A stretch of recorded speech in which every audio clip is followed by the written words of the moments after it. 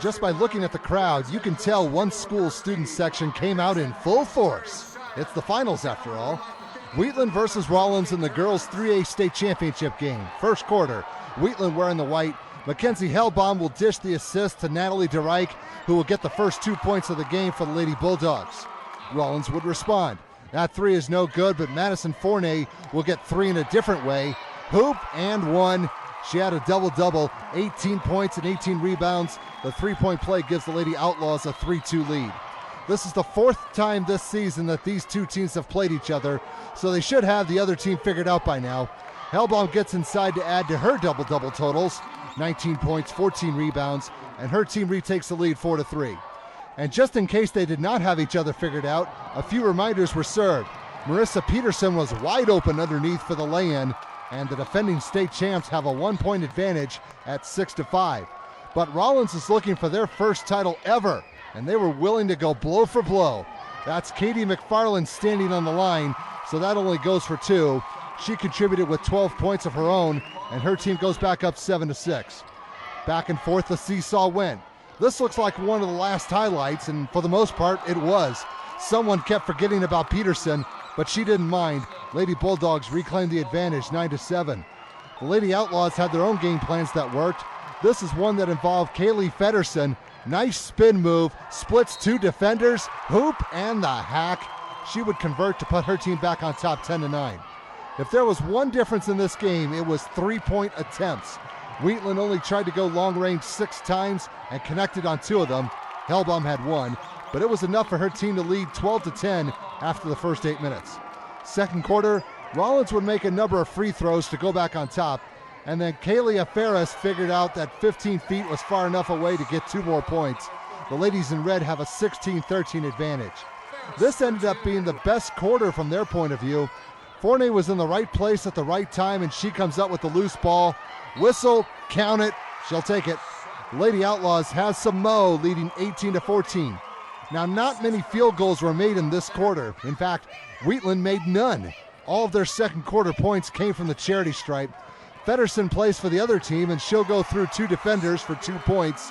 And Rawlins was in decent shape with a 23-17 lead going into the locker room. If he's thinking that twice is nice, the team he's rooting for better get their acting gear soon. Third quarter, the Lady Bulldogs would regroup. The path is open for Hellbaum. She'll take a nice walk in the park on that one, but her team still trails 23-19. They would get the bench involved a little bit. They outdid their opponent 17-6 in that category. This was the only 2 points of the game for Kayla Willis, but it was a big 2 points. The deficit's at 2, 23-21. Here was one problem that the Lady Outlaws had. 17 3-point tries and only made 2 of them. But on this one, McFarland would end up with her own rebound and settle for 2 points instead, as her team was still hanging on to the advantage, 25-21. But Wheatland would chase them down. DeReich with a little catch and shoot action, and they are right back in this game and are now on top 26-25. How about a little defense? Hellbaum was the gatekeeper, and she says to Quis Romero, "You shall not pass." So much for that idea, and the opposition had to try again. Let's get someone else in here. Chelsea Mudgett, just a little too close to the line, so it's not going to get 3. That bucket ended up counting because the offensive foul happened after the shot. Lady Bulldogs up 4. It's 30-26. Rawlins needed to bust out of their slump.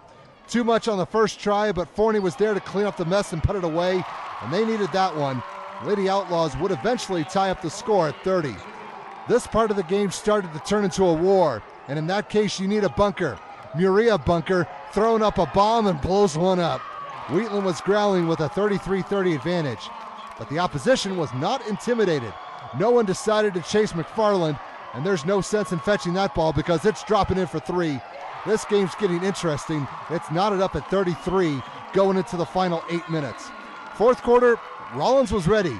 They were out to prove that this is a much different team from the one that had that huge losing streak a couple of years ago. McFarland, 3, drains it. That's a good start. It's 36-35, her team is up. But they couldn't quite shake the opposition, especially Hellbaum.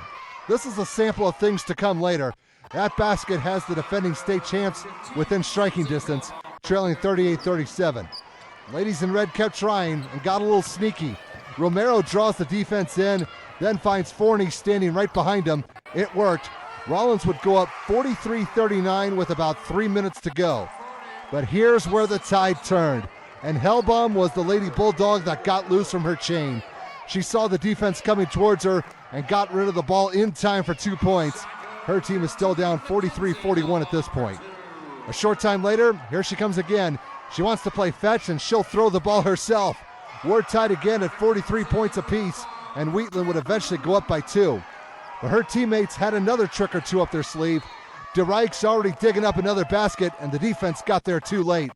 It's hard to beat a team 4 times, but somehow they pulled it off, closing out the game on a 9-1 run in the final 3 minutes of the game.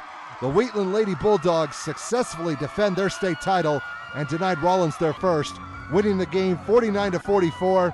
The 2-time state champs finished the season with a record of 23-4.